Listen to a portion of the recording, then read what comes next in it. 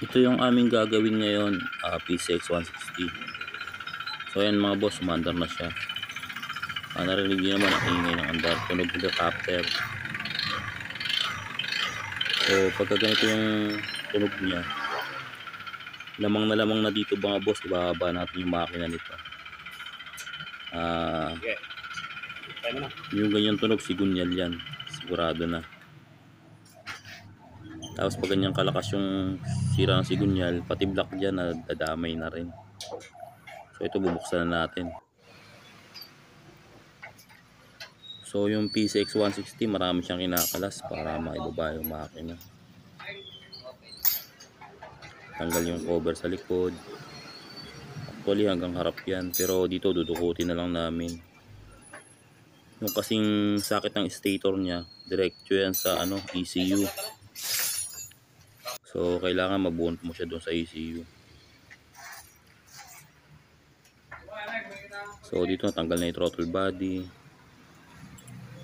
tanggal yung swing arm, tambucho, kasi tatanggalin mo yung preno. Lahat ng nakakabit dyan sa makina tatanggalin. So ito, konti na lang, mababa na tong makina niya. Back-race na lang. Back-race na lang. So dito naman sa kanyang engine support, dalawa lang naman yung tornilyo niya. Tapos meron siyang isang axle, kaya hindi nyo kasi may lalabas yun. Kailangan yung dalawang bolt ang tatanggalin nyo. So ito natanggal na siya. So yan yung makina. Yan yung kakatayin natin para makita kung ano yung damage sa loob. So ayan mga boss, at pwede na itong baklasin. So ito sabay-sabay na. May nagbabaklas sa panggilid, may nagbabaklas sa kabila, meron din dito sa ibabaw. So bali itong P6 na to mga boss, mahigit na to 100k yung order niya, 130 plus. So sulit na rin, pero hindi siya natuyuan ng langis. Ginagamit pala siya pang motorcycle taxi, kaya medyo alam nyo na, gamit na gamit. So bondary na rin naman siya. So ito, tanggal na yung kanyang water pump.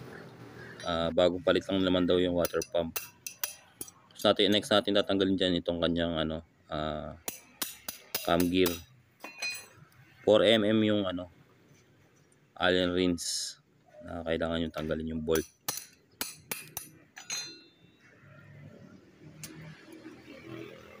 So luluwagan lang yan, o tatanggalin natin yung kanyang bolt. Tapos next natin dyan yung tensioner.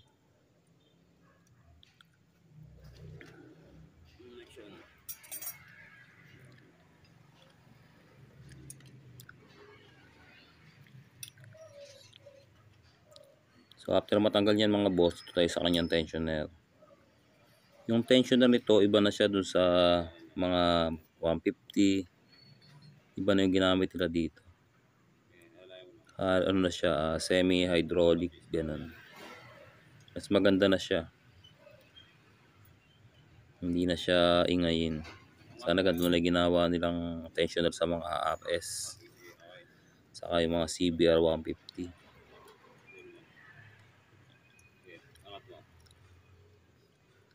Kumbaga ito, puro tulak lang talaga eh. Maganda yung sistema niya. Hindi natin pwedeng sabihin hindi nasisira. Kasi syempre, ginagamit yan. Pwedeng masira rin yan. Pero, tingin ko mas matibay siya talaga. Yung ganitong klaseng tensioner. So ito, natanggal na yung kanyang cam gear.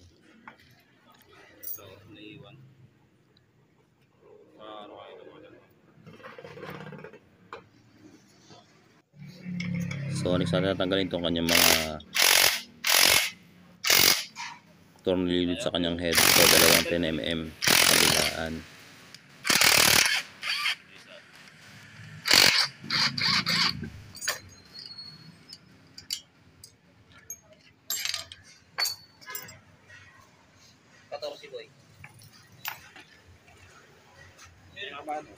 Tapos next natin, ito ng kanyang sa stud bolt na.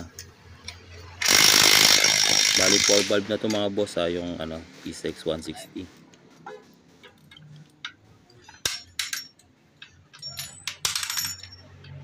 Tapos share ko lang, mas madaling gawin yung ano, para sa akin ha, yung NMAX sa Aerox kaysa dito.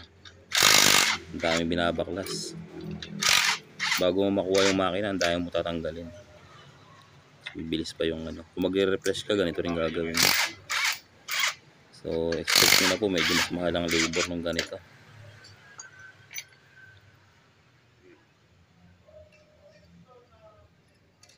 So ayan na, tanggal na yung kanyang head.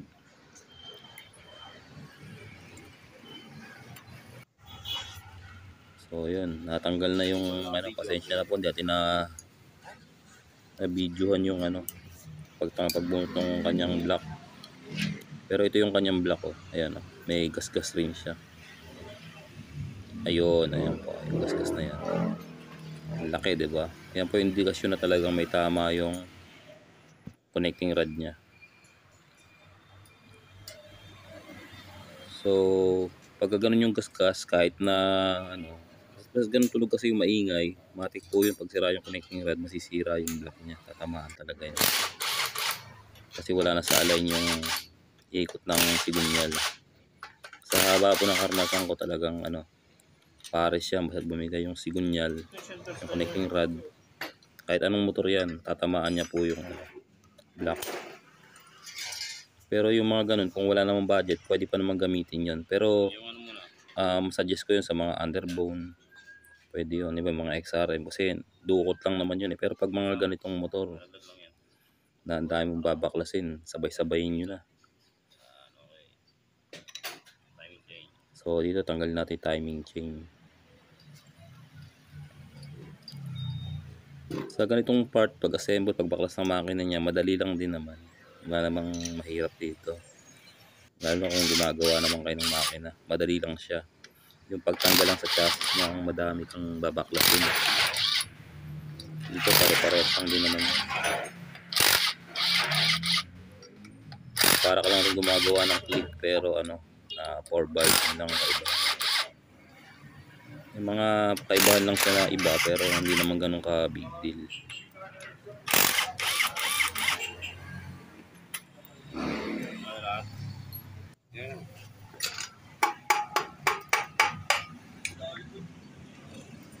So ayan, tanggal na yung ano, kalahati. Ito na yung sigunyal niya. Ganun lang kabilis.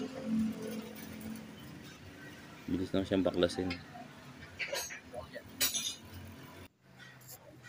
So ito yung ano, ito na yung sigunyal. Ito yung sira, yung kanyang connecting rod. So hindi lang masyadong marinig eh, pero malakas yung lagapak niyan. So assembly na po yung ipapalit natin dito pagka ganyan. Saka yung isang side bearing, hindi kasi kasama yon. So ito na, kailangan na siyang linisan. So sa makina, pwede nyo gamitan ng degreaser o kaya gasolina, panlinis, panghugas. At yun nga po, napabilis na yung mga pangyayari. Ito na po yung sigunyal. Ito yung luma, at yun na yung bago. Bali yung isang bearing na ikabit ko na po yan. Hindi lang natin na videohan. Hindi po yung kasama talaga. Kinabit ko na yung sigunyal kasi mas madali sa akin na mag-assemble pag nakakabit na siya doon.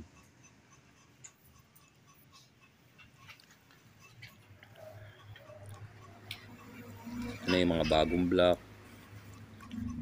Madami yan, piston, pati timing chain, mga gasket, guide, valve seal. So lahat binili na ni customer, sinabay-sabay niya na. So mag-uumpisa tayo sa pag-assemble, kailangan mo natin itong initan. So mas mabilis po kasing magsalpak nito pagka nainitan nyo siya. Walang kahirap-hirap, may papasok mo ng maganda. Pero nung mga unang panahon, di pa uso yung ganito. Pinipress lang po namin ng tornilyo yan mag-assemble. Pero mas maganda na yung ganitong diskarte. Mas mabilis siyang may papasok. Saka hindi na i-stress yung bearing paglagay mo. So initan na ng gusto hanggang sa matansya natin na sobrang init niya na. Tansyahan na lang to.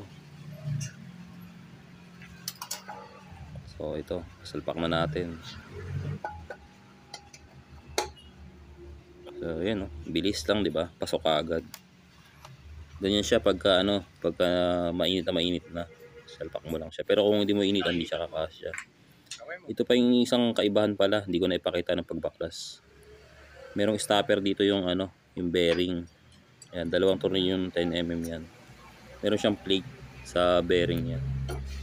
Yung kung nakapag-overhaul na kayo sa mga mekaniko diyan, yung sa Barako, 'di ba? Merong stopper na dalawa yung bearing ng side bearing. Ganito rin siya dito.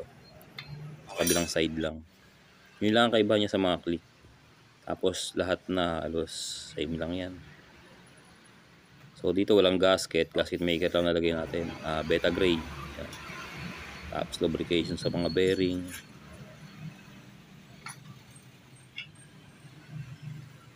Yun lang. Dito lagyan sa rin natin. Tapos yan, salpak na yan. So nakita nyo, linis na ng makina, di ba?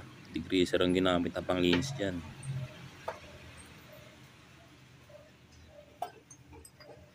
So ayan, papasok na natin. Ito naman, pwede siyang pupukang pero hinay-hinay lang. Hindi naman to ganun kalakas yung pupukang. Kasi malambot lang rin naman yan ipasok dito eh. Kaya lang syempre minsan pag salpak natin, saka yung double pin, pagka yung pagbagsak mo eh may gito magig ng konti, palalapatin mo talaga na ganyan. Pero safe na safe naman yan mga boss. Konting lang yan, konting align lang. Saka talagang pinupukpukin yan to kasi minsan pagka sinalpak mo lang siya, pag hinigpitan mo ng tornilyo, minsan matigas pa yung sigunyal, mahirap ikutin. So ang diskarte lang doon, pupukpukan mo lang ng konti, paikot. Mga tigda dalawang pukpuk paikot doon sa lagay ng bearing para lumapat siya ng gusto o makuha niya yung pinakalapat niya. Ganun lang po yung mga sikreto. Yung pagpupukpuk po hindi naman masama yun. Iba kasi ang aarte, ayaw ng pinupukpuk daw.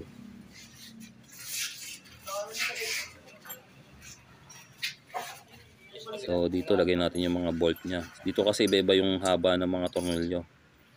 Kaya sinusukat ko muna siya isa-isa. Kasi mahirap siyang tandaan kung saan banda. Ang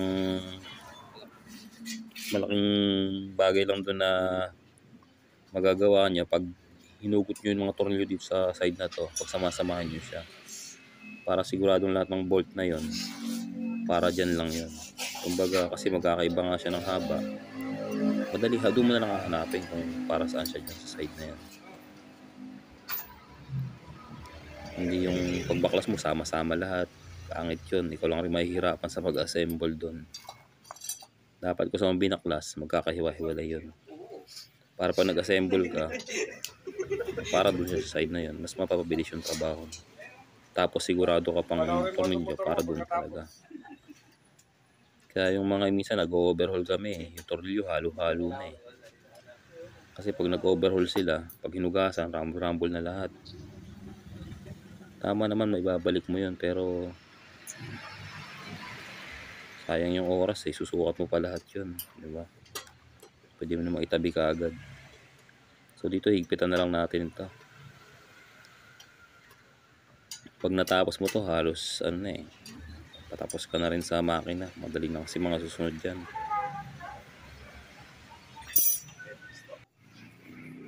So next natin yung center stand na para maitayo. Mas madali kasing gumawa pagka nakatayo na siya.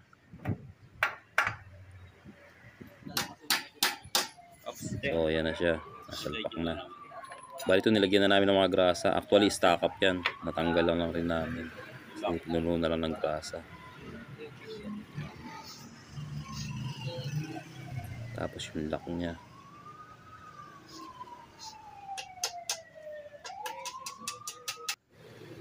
So ito na nga siya. At lalagyan natin gulong para tumayo.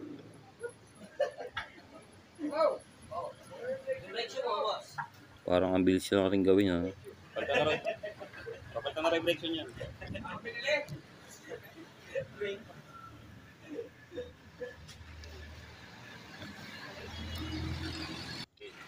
So ayan na siya mga boss. At dito nilagay ko na yung timing chain sa yung kanyang tensioner guide. Di ba pa? Sa ibabaw tensioner guide yan.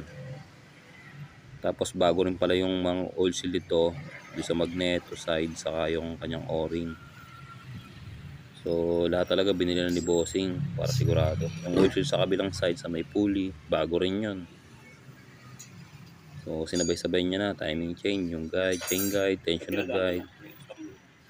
Sigurista so si Bossing eh. So ito na siya, salpang natin yung cover para mailagay na rin yung magneto sa stator magneto para yung timing niya diretso na. Salpak natin.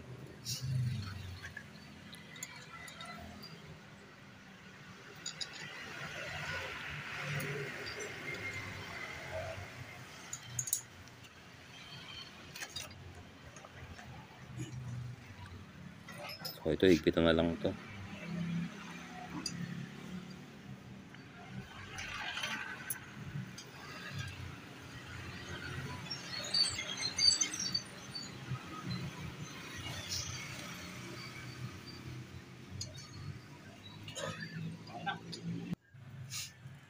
So dito tayo sa ibabaw.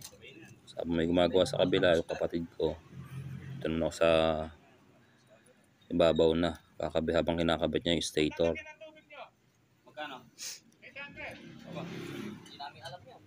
So bago rin itong kanyang base gasket.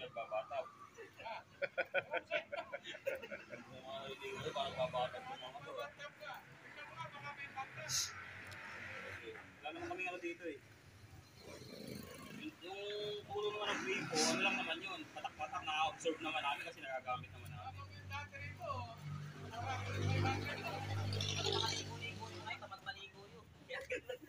Hindi naman sila naglalaba, nagpapalaundry naman sila. Hindi, dito nga, nag-laundry nga sila eh. Yung mga una-muna, nangupahan dito, tapat maligo. Kami kasi 2 beses maligo. Kaya mo lang, oh. Kaya mo natin yun. Nalinihangin. So ito, kakabitan natin yung kanyang mga piston ring. Sa piston ring niya, may mga ano naman to mga boss, may mga marking naman. Pinakalagay na 1 saka 2. Hanapin nyo na lang. Late kasi ng sulat niya. Yung sa dalawang ring niya. Doon nyo na lang maano kasi iba na yung kulay nito eh. Para doon sa mga lumang modelo. Tapos mas maninipis na rin yung mga ring niya kasi. Kaya kung kagaya ko kayo, medyo balabo ni mata eh, mahirap nang hanapin yung ano. Pasilip natin sa mga medyo bata para makita nila kung saan yung ano, number. Ito lagay ko rin lock dito.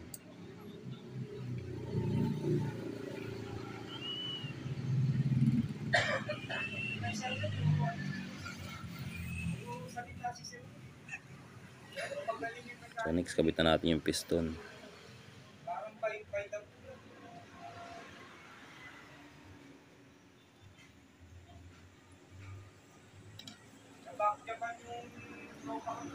So atin lagyan natin basahan para in case na tumalsik yung pin lock eh, tumalsik pang paloob, mahaharang ng basahan. Kahit po mga expert, kailangan pa rin maglagay ng basahan dyan. Kasi hindi natin kontrolado yung mga pagkakataon. Talagang minsan tumatalsik yan. Mahirap din po kasi magkabit ng ano, pin lock. So next natin itong block na. Lagyan na natin ng konting langis para madulas. Madali siya ipasok. Ano, mag-video mo katabi, hindi. So ito na yung bagong block. Bagong piston, bagong ring. Halos bago lahat. So ito na siya. Dahan-dahanin lang natin siya ipasok. So yan, pag naipasok na lahat ng ring, nakalagpas na siya, lagay natin yung kanyang timing chain. Iayos na.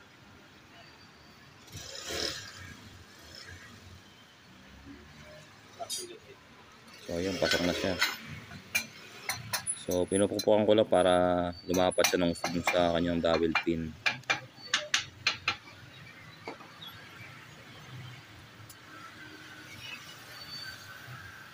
Tapos iaangat ko yung piston. Tatap natin siya. punas lang para matanggal yung mga excess na oil dun sa piston. Saka parang hindi rin mapunta dun sa water jacket niya. So next ko ng bagong chain guide niya. Actually goods pa naman yung mga parts na nandito eh. Gusto lang ni boss na palitan para sure ball. So next tayo dun sa kanyang head gasket.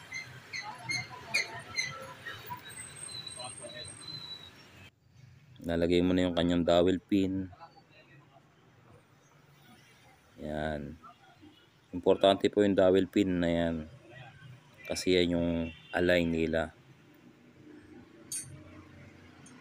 Kung wala yan, mahirap mag-sentro.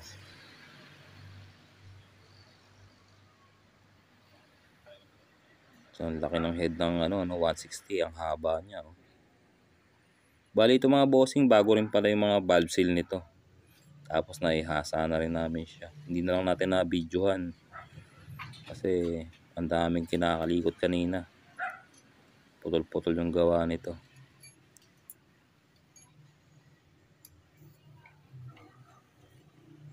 So ayan na siya. Lagay na yung tornilyo niya. Bali yung mga bakal na washer na yan mga boss, di naman kayo maliligaw yan kasi may marking naman yan. Intake saka exhaust, talagang para dun lang siya. Hindi nyo siya mapagpapalit.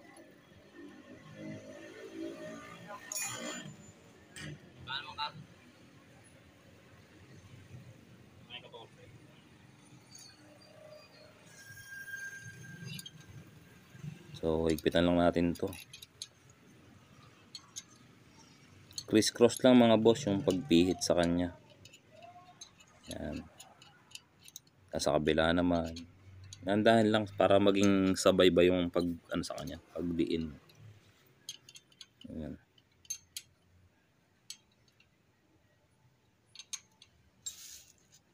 Hanggang sa humigpit siya.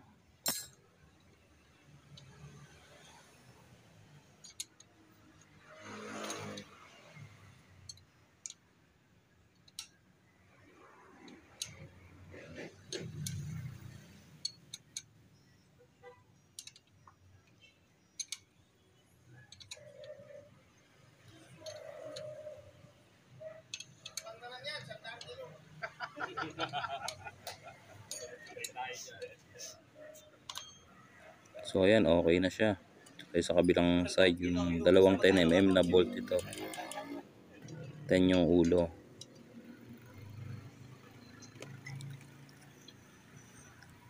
At malugi ako ng 15. So, panalugi Basta isama pa ko. Magkano lang ang tanso eh. Kita lang. So yun, okay na siya. Dito tayo sa kanyang timing chain, yung cam gear, babalik na natin.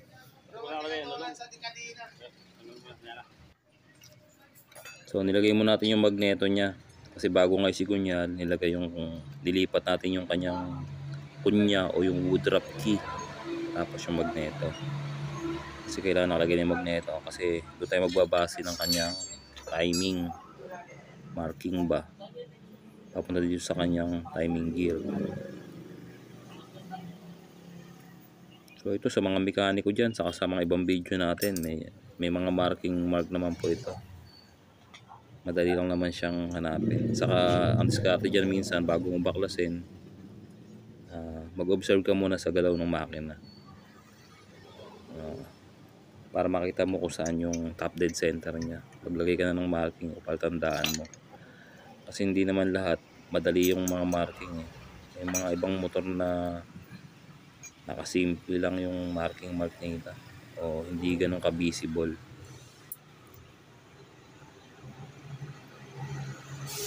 So ito, balik na natin yung kanyang tornilyo.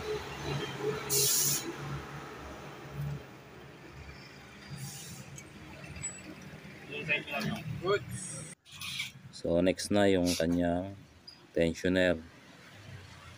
So maganda talaga yung tensioner niya eh. Madali lang siyang kabit. So nilalagyan ko lang siya ng langis na bago siya ikabit. Kasi nga to, Semi hydro type to eh. Parang sa mga XRM 110. Oil na yung magpapatigas sa kanya. Tutulong magpatigas. Ganun.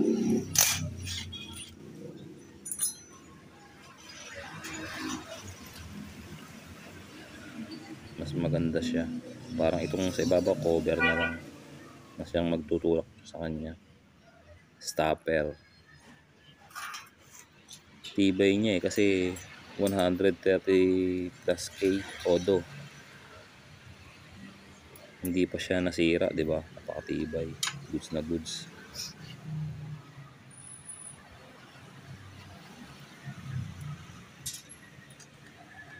So, ang paghigpit nito equal dapat kabilaan para sabay mo siyang maitulubog. Tapos pwede natin pupukan sa gitna para bumaon siya. Para maganda yung lapat niya. Kasi spring siya. Parang nagdidiin ng push plug. Ganon. Ganon yung pagkabit nito. So, okay na doon. Lagyan natin yung nut ng kanyang magneto. Kita na siya.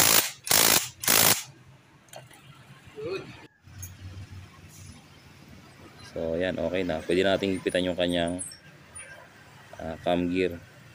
Check mo na yung timing. Okay. Higpit. So, mas huwag kayo maghihigpit ng ganito nang wala yung tensioner. Kasi, pwedeng mabali yung mga chain guide. So, dapat naka-engage na yung tensioner. So, dito mag-iikot na tayo. Ayan. Para ma-check natin yung valve clearance kung tama. Adjust kung kailangan.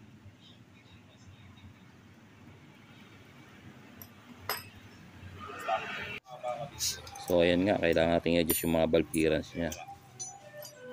So ang valve clearance nitong 160 mga boss, parehas lang rin ng click. 0.10 ang intake niya. Tapos 0.24 ang kanyang exhaust. Same lang ng click. Same nga lang dito 4 valve, pero saka isa pa dito mahirap mag-adjust ng clearance. Kailangan meron kang mahabang pang-adjust yan. Gamit ko socket. Kasi hindi aabot dun yung mga nakabali lang natin na malalim siya, malalim. Kung nakakabit naman sa chassis yung motor, magbabalve clearance kayo, mahirap din siyang dukutin, pero kaya naman pagtiyagaan. Ang pinakamadali siyang i-valve clearance pag naka-dehis yung tangke. Yun nga lang, marami kayong babaklasin. Kaya yung pagka-clearance ng PCX 160, sinasabay namin sa pagpalit ng fuel filter. Yan, saka kayo mag-check ng valve clearance. Mas madali. So, lagyan natin yung kanyang water pump. Yun. So, pupuk natin dahan-dahan. Tapos, ikot-ikot para makita natin kung maramdaman natin kung pumapasok siya doon sa guide niya. Ayan, yan. Tapos, ikot kayo sa magneto. Tingnan nyo kung sumasabay siya. Tapos, pag okay na, pupuk na ulit hanggang sa bumaon siya. Tapos, galaw-galaw. Yan. Yan yung mga paltandaan na tama yung pagkakabit natin. Kung nahihila na siya. So next natin yung cover na nitong water pump.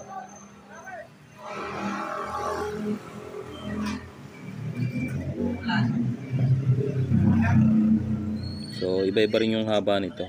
May tatlo siya na iba yung haba. So yun ang una ko ilalagay. Kasi yan yung sagad hanggang sa kabilang side hanggang head. Ay, tatlo na yan. Tapos yung ibang bolt sa cover na lang yan. Lagyan mo sa ilalim mo, tumilyo, ilagay mo. Ito na lang sobra.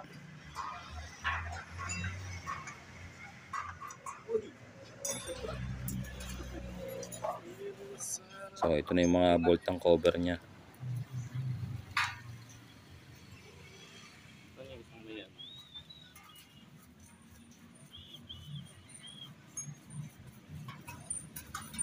Parang mga boss mas mabilis pang buuin yung makina kaysa tanggalin dun sa chassis sa yung pagbabalik. Ang dami mong gagawin. Yung kasi uso ngayon sa mga scooter na malaki, puro kaha. Kaya ang daming babaklasin bago ka makarating sa puntahan mo. Siyempre babawi ka na lang sa labor. Medyo iba rin yung labor niya, mas mataas din. So yan, okay na. Panggilid na lang kinakabit. Hindi natin sinama sa video yung mga panggilid kasi mga boss, basic na lang sa inyo yun. So ito na. At naisampa na yung makina, ang bilis ng mga pangyayari. Hindi natin na-videohan yung iba. At ano, may mga customer kasi dumating. So ayan, at least nakita nyo naman paano binuo yung makina. Salpak na lang. So ito throttle body na, kakabit na nila lahat yan. So ito pihit pa ulit. Kabit ng mga hose, kabit ng mga wire. Yan, coolant, langis. So pag natapos may makina, marami ka pang gagawin. So at dito na mga boss, ito na yung moment of truth. Papaandarin na siya.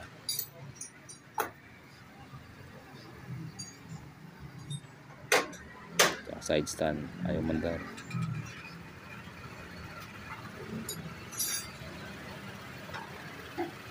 Ayun, mandar na. Tahimik na mga boss, oh. Wala na yung helicopter sound. Ayan na siya. Oh, di ba? Sa dami ba naman ang pinalitan niya, hindi pa siya tumahimik. Ang ginastos dito na parts mga boss, sumabot ng 14K. Yan, para may idea kayo. Pero ano naman kasi yun, marami siyang binili dahil yung iba mga hindi naman kailangan palitan. Pero sinabay niya na. So yan, pero sulit naman natin yung ganda ng andar niya, tahimik. Parang bago, sabi nga ng customer, parang bago ulit.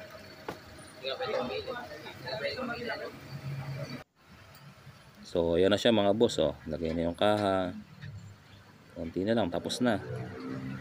Parang ang bilis lang gawin, di ba?